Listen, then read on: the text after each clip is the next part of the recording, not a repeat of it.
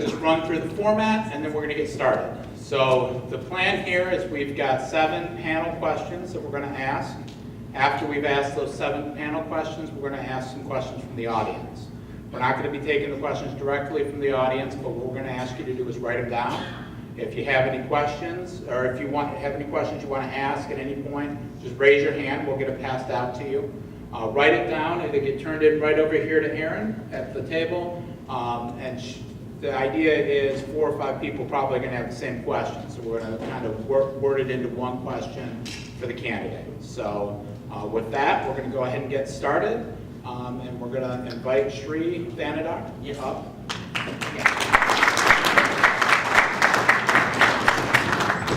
Real quick, Shri, before you get started, I'm going to give each one of our panelists a chance to introduce themselves. So once again, I'm Jeremy Fisher with the Warren Area Democratic Club.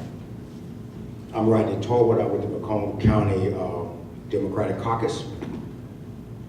I'm Carol Chi, and I'm the chair of the Sterling Heights Democratic Club. And Cardi DeMonico Jr., chair of the South Central Macomb Dems, which is East Point, Roseville, and Fraser. Your opening statement. Good afternoon, good evening. How are you? Hi, how are you? Well, I guess my name is Shri Thanedar. Some of you have some training in saying my name. I am an immigrant, immigrated to the United States in 1979 to get a PhD in chemistry. I was at the University of Akron.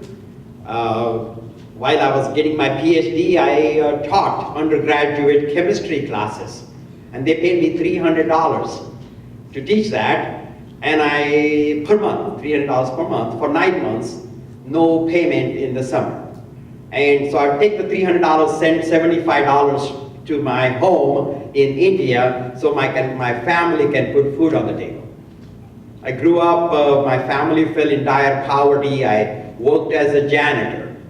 And my mother is my hero. I saw her raise a family of 6 and a strong woman. I learned a lot from her. I learned from her how to never give up, how to stand for your rights, and how, fight no matter how hard things get. Never lose focus on your goals.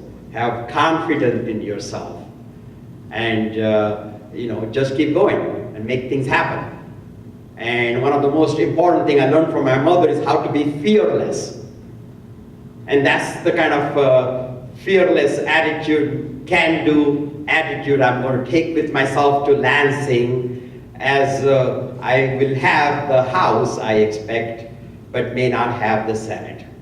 And even if I don't, I'll be able to get things done. I'm going to Lansing to shake up Lansing. I'm going to Lansing to break up the pay-for-play culture in Lansing. I'm going there to make things happen. I'm not interested in grandstanding. I'm not interested in demonizing the other side. All I'm doing is going to go get things done. So I got my PhD in '82. I was at the University of Michigan as a postdoctoral scholar. I'm an inventor. I invent products.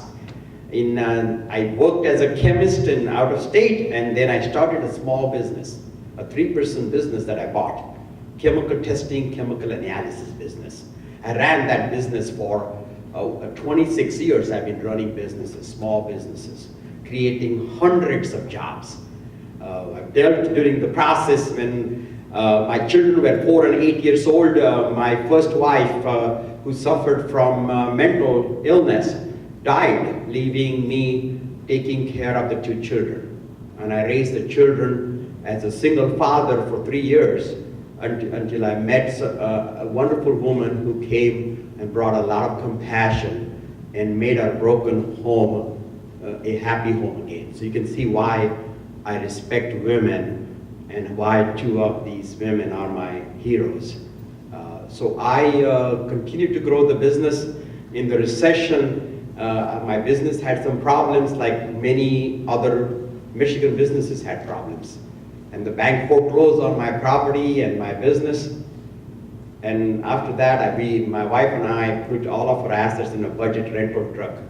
3 weeks before my home was to be foreclosed by the bank, We drove the budget truck to Ann Arbor, Michigan, restarted my business after the recession in 2010. And in 2016, I won for the third time Entrepreneur of the Year award from Ernst & Young. And at that time, I felt I achieved my American dream, but the American dream is broken and denied for too many people. And I sold my business, took $1.5 million, gave it to all of my employees. And I distributed that based on the length of their service, not on their title. Put some of the money in my campaign and declared my candidacy. I was the fourth person to declare my candidacy. And last November, I was 2% in the polls when the error margin was plus or minus 4. And but just recent polls, two of the last three polls, I am leading the Democratic candidates. I'm leading the candidate or the other candidates by about 3%. So I am at 30%, Whitmer was at 26, and Abdul was at 6%. So that's the last poll that came out. I'm going all over Michigan, I'm talking to everybody I can talk to, and I intend to win this race, and then we intend to defeat Bill Schuette. We just had a no BS tour all over Michigan. The BS stands for Bill Schuette. So with that, I'm running to make Michigan inclusive. I'm running to make this economy work for all of us. So I need your support. My website is Shri2018.com. We have some complimentary copies of my memoirs back there. Feel free to take one. And we have some flyers and some information. So I think that's the end of my time. So I thank you, and I thank the panel for organizing this event. Thank you. Thank you. So we're going to go ahead and launch into the panel questions next. The first question, and about 3-minute answers for these. Okay. Our state took a chance on a CEO with no political experience in 2010, and we have suffered as a state because of it. Our country took a chance on a CEO with no political experience in 2016, and we all know how that is going. How important is past political experience, and why should we take another gamble with you? Very good question. So, I am no Donald Trump.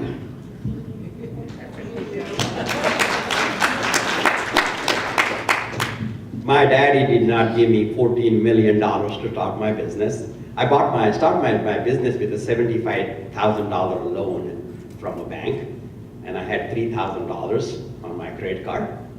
I did not come from privilege. I grew up in poverty. Education was the success. How I pulled myself and my family out of poverty. I agree. The two people, Snyder and Trump, have been in utter disappointment. And I'm just as disappointed about them as you are. In November, when Trump got elected, I stayed up late night, and then I cried. And many of us stayed in fetal position for many, many days. And we never thought it would happen to us, but it did. Now, there is an appetite to have somebody, an outsider. People want someone pragmatic, somebody authentic. Our politicians are so fake. The career politicians have not served us well. I'm not saying all of them, but at least some of them. And people have lost interest in them. We spend more time choosing a plumber than we choose in choosing a politician sometimes. And so I think what happened with Trump is more of a disillusionment with the current political system. And it was unfortunate, but I have different skills. This governor came to power saying he wants to run the state like a business. Now, the state is not a business. Even though I'm a business person, I have a lot of business skills that are useful. A business person has ability to have a vision. A business person knows how to bring bold ideas. A business person knows how to solve problems. A business person is all about getting things done. It's not about talking. A lot of politicians want to talk, talk, talk. But a business person has to make the payroll. Business person has to do things. So you got to have good people. You got to have good people. You got to assemble good people. You got to communicate your vision to others. You got to delegate. So there are a lot of, you got to hire good, a lot of skills that are important. At the same time, you need heart and you need compassion, which we have not seen in Lansing for the last 7 years. And without compassion, a governor who tried to run the state like a business with a bottom line driven approach. The emergency managers did not work. That was a disaster. He did not distribute money fairly to cities and counties. The money was distributed based on zip codes, not on the local needs. Same thing happened with school funding, right? So there's a lot that was done wrong. And when you run people's lives with bottom lines and spreadsheets, things like Flint happens. So these two people did not serve us right, but that doesn't mean we should not ask for competence and skill set. And that doesn't mean we need to go back to the failed system of politicians who haven't served us right. It's very important. A governor is a leader. A governor has to have vision. We need to take this state to the next level. And I have been an executive, having run small businesses for the last 26 years. So I bring that level of experience and bring the compassion and understanding of how 21% of Michiganders live in poverty and have difficulty taking care of their family. So I bring those sensibilities to this job. Thank you, Mr. Thanedar. Yes.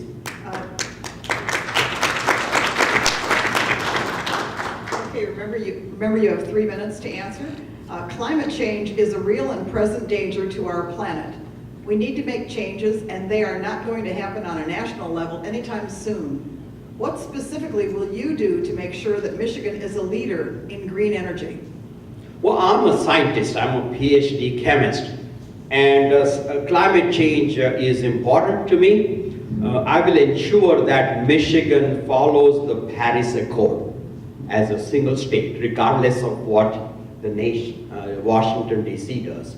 I would ensure that we do that. As a scientist, I welcome clean energy.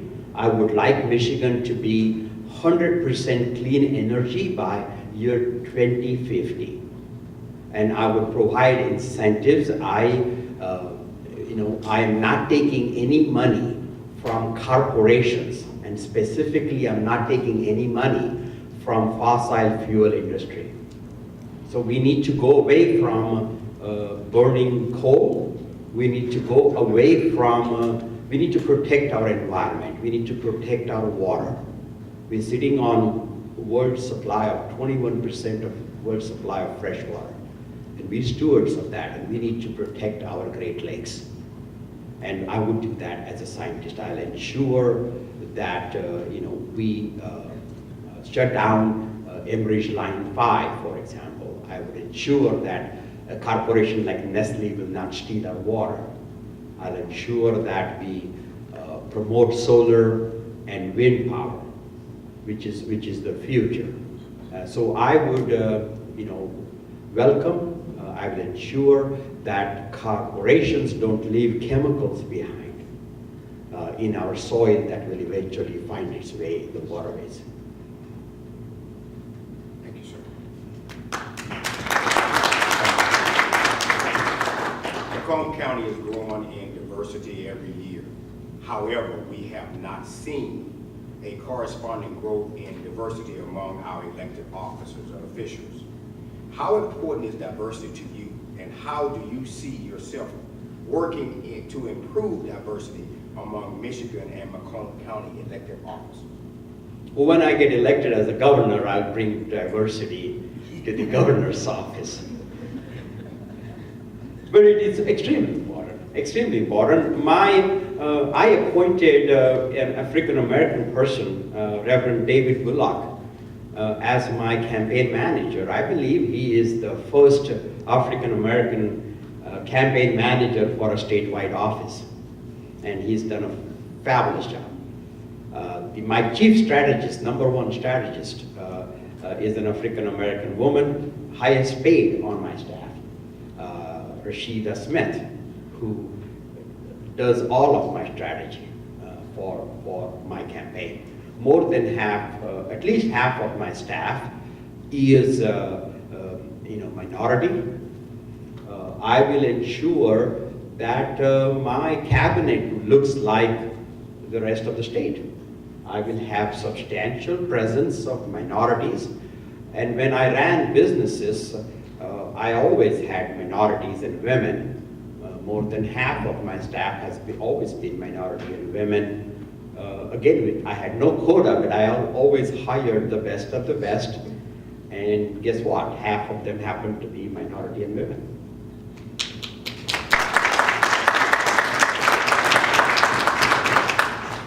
All right, Mr. Thanedar, auto insurance rates are out of control with no relief in sight. Southern Macomb County is especially impacted by this due to our proximity to Detroit. What will you do to help lower the cost of auto insurance? Well, that is a real problem. Our rates are the highest in the nation. I want to outlaw use of non-driving factors in coming up with auto rates. Non-driving factors are what? Credit score, redlining, education levels, gender. There's a lot of things. What happens here is a person living in Detroit, if he or she moves 10 miles away, the rates go into half, and that's not fair. 20-some% of our drivers are driving without car insurance. So this is a real problem, and we need to solve that. And some of it is because we need to have transparency. We have the MCCA. How many of you guys know about MCCA?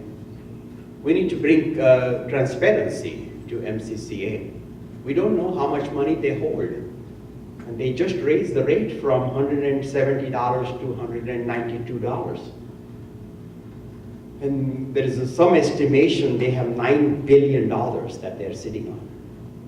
And there's no transparency about how they come up with these rates.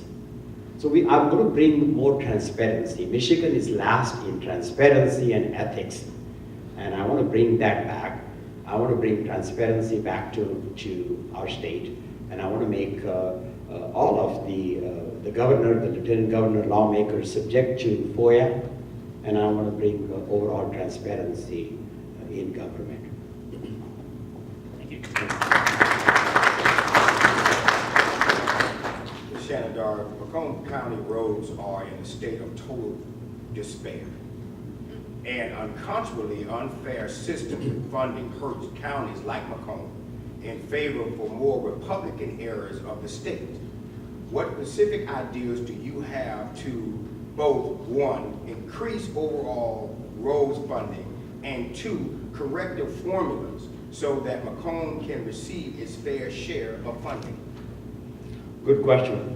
I think our roads and our potholes are a joke in the nation. We probably have the worst roads. We call ourselves auto capital of the world. And we make it so difficult to have auto ownership. And we can't drive on the roads. We can't afford the auto insurance. And we need to change that. We need to change that. But a lot of it is funding. We got to have the right funding.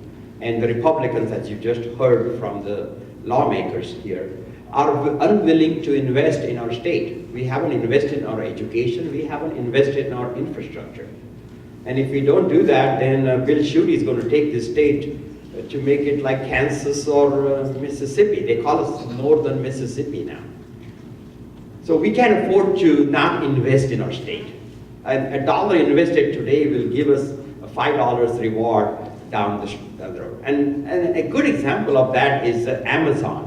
When Amazon came in and we offered them $4 billion incentives, they said, no, thank you. Go fix your education.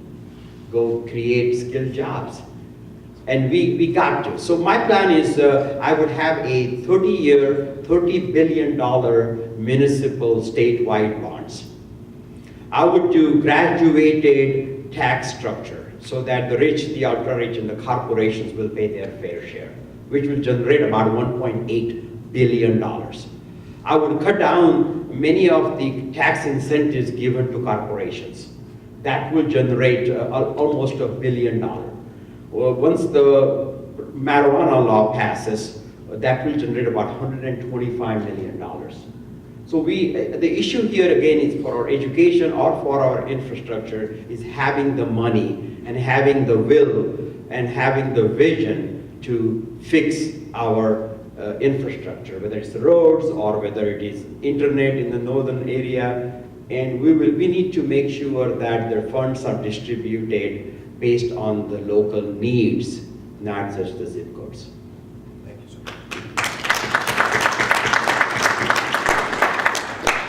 Before I ask the next question, I'd like to remind people in the audience to please turn in their questions to Aaron over here on my left, okay? Mr. Thanedar, perhaps your biggest liability here in Macomb, if not throughout the state, are questions related to ethically questionable behavior as a businessman. How will you overcome these attacks should you become our nominee? Well, just about every attack that has been made against me, and those attacks only started happening when my poll numbers went up. And when I was leading the polls by 3%, my nearest opponent, I started seeing these smears happening. But I'm happy to answer any of that. Any particular smear you want me to address? I'll be happy to talk about. None of that is true. And I have not done anything wrong. I've lived my life ethically and honestly and transparently. You can read my book, How I Lived My Life. I'm very open to talking about any of the smear. But the problem here is that once a smear happens and a newspaper gives that headline, people don't read anything beyond that headline. And all they want is the clicks. All Huffington Post wants is the clicks. So there is a competition to put very exciting headlines. And then it gets stuck. And there is no way for you to explain that. Because the reporters are no longer interested in the truth or the facts. All they want is create that sensation. And then my opponents take that and then tweet it 1 million times, and then it all goes around. And there is no way to effectively address that. But I'm happy to answer any of those. Very soon we will have all of that posted, our answers posted on our website. So we'll talk about every one of those. But please tell me if there's anything specific you want me to address, I'll be happy to address. I think that they were referring to the animals that you had for animal testing. When I started to read myself, I started to read on Facebook an answer that someone put out there, but then I think I might have fallen asleep at the computer. Yes, that's what happens. So much. You know, after you see, so what the newspaper do is they put this headline, oh, Shri abandoned 200 animals. Abandoned. So then I go to them and say, well, there was no animals abandoned, because I ran a pharmaceutical testing lab. And what my lab did was innovated new medicine. Now to innovate new medicine, you got to test these medicine on animal and human beings. This is a requirement, it's a law. So if you don't do that, you can't have modern medicine. Now, in 2010, my business, as I said, was taken over by the bank. So when they took over the bank, I told them that there are some animals. This was only like 3% of my business. And I said that there are animals that need to be taken care of. And the bank retained 6 of my animal care workers, even though there was no business going on. They spent, and here it is, they spent $160,000 taking care of less than 200 animals over the 3-month period.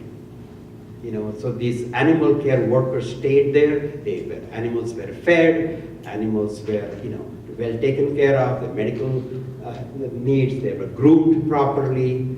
And this $160,000, by the way, came out of my pocket, because as the bank was selling assets, they used some of that money to take care of these animals. Now, then the bank went and found animal rescue places and different ones who can take these animals.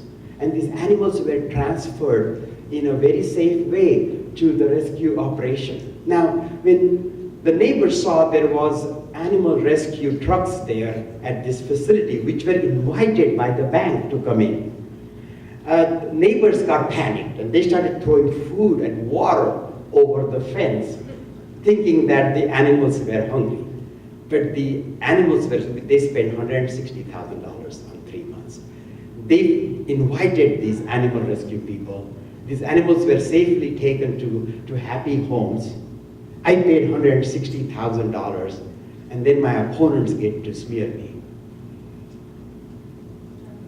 Thank you.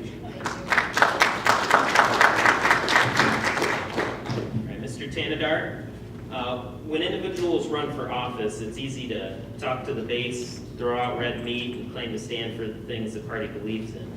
What's hard is putting in the work and fighting for change. Without mentioning policies you hope to enact, can you name 3 things you've done in your past to help enable the democratic and progressive agenda? A good question. Again, it's very easy and I'm not a great orator. I'm a business person. I've ran small businesses. I've always been in my office, in my facility, solving problems. That's my skill set, solve problems quietly. You will find my opponents are much better speakers and orators than I am. However, I have lived a progressive life. It's not that somebody wrote a progressive speech for me and then I memorized it and I throw it out every time I see people. I have never paid an employee less than $15 an hour. Never, right? I have always hired people. I had a diversity at my workplace. I always followed regulations. Every safety regulation I have followed. Every OSHA law I have followed. So as a corporation, I have been a good citizen. And I followed that because I believe that living in transparently and ethically is good business. And unlike the Republicans, I don't believe that you have to not have the regulations and mistreat your employees to make a buck. I've always run profitable businesses. So I've lived a progressive life. I have lived in poverty, I understand. So when I talk about these are not just talking points. This is my life. And when I talk about creating economic equality, I've done that. I've been an entrepreneur. I use education to help myself. And I want to make education affordable because my bachelor's and master's, I got it in India, and the state paid for that. And that's how it helped me to get out. And that's my plan. That's why I want to make education affordable. I want to, encourage entrepreneurship. Because I have been an entrepreneur, I know how to inspire people. I know how to bring startup culture. And when I say I'm going to make Michigan startup capital, I know from experience. So a lot of what I talk about is experience. My opponents have not done any of that. None of them have created a single job in their life. 3 things that you have done in your past to help enact the progressive agenda. So I don't know that running a business would necessarily equate to that. So are there any fights that you took part of, any movements that you've been involved in that you specifically put your sweat equity in, the way many of the people in this room do, to help enact progressive agenda?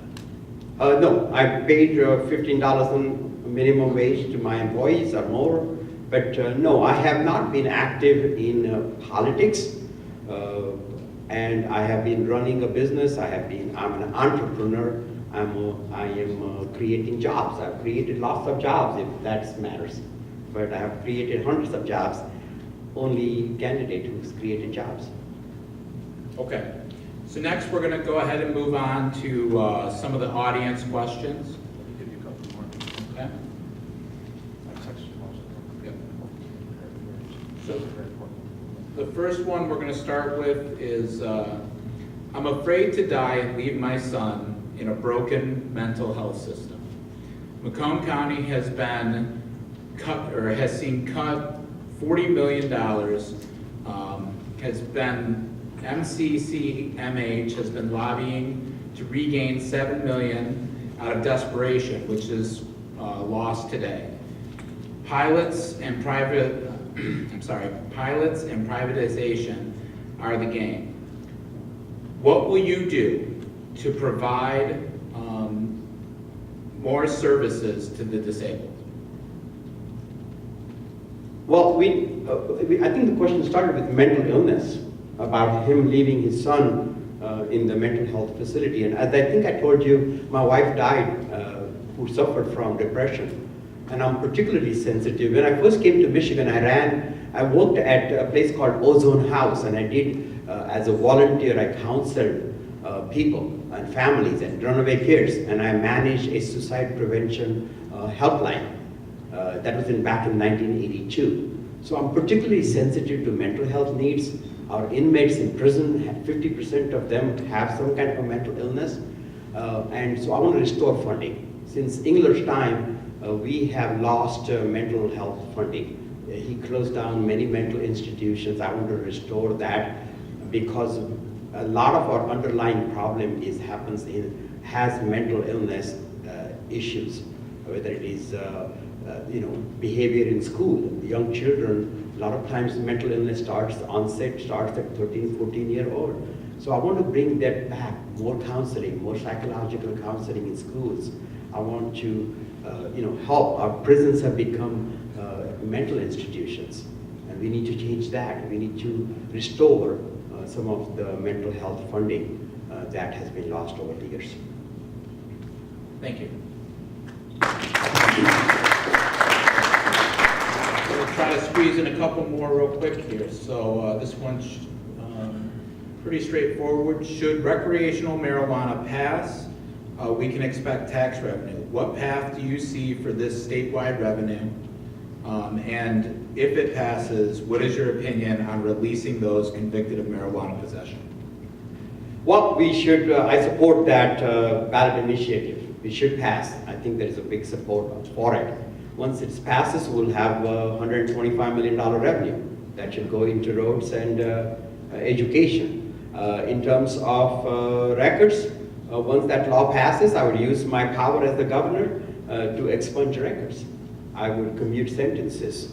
We have too many people for small possession charges. I want to do prison reform. We spend over $2 billion, $2.5 billion on our prison system. Long commute sentences, we need to find alternate ways for people that are non-violent offenders to serve their time and pay their dues to society. So I would do that. I would cut down sentences. I will expunge them so they don't get discriminated against employment and housing and healthcare.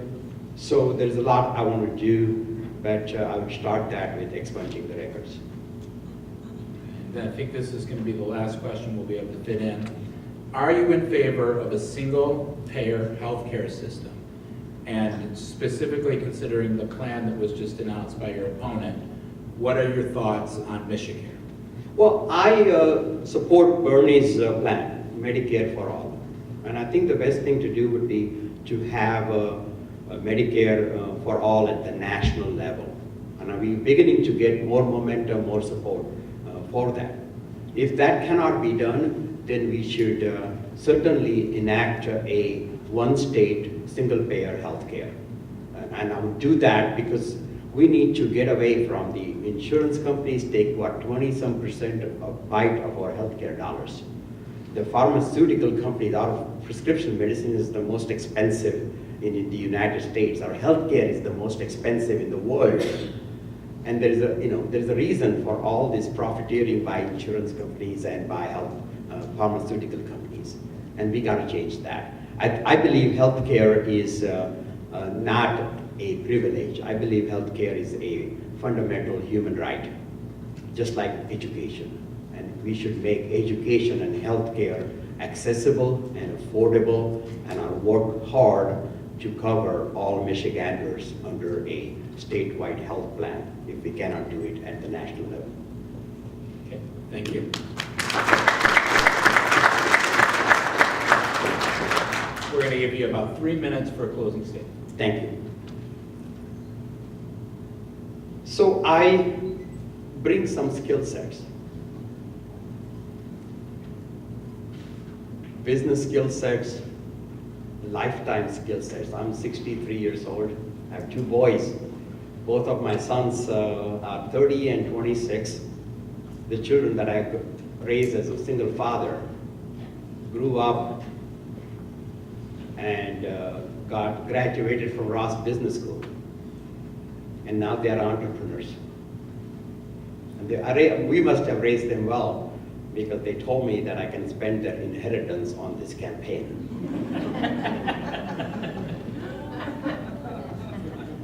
I'm not Rick Snyder rich, and I am not Donald Trump rich. So the money I'm putting into this campaign is a big chunk of my net worth, my savings. I had a good running business that I sold only because I want to help others. I want to help others achieve their American dream. And I feel that this is my calling at this stage of my life, is to go help others. So I don't need this job to make my resume look any better. I'm pretty proud of my resume. But I'm going there because I want to make a difference. I want to make this economy, make this work for all of us. And I go there with compassion. And I go there with humility. We have had governors that have come there with a lot of arrogance. They thought they can treat the lawmakers like their employees, or they talked over the lawmakers. I'll work with them. You know, I know how to solve problems. I know how to find good solutions. And that's what I will be working. I work very hard. And I focus all my energy. Every waking hour, I will think about Michigan's issues, Michigan's problems.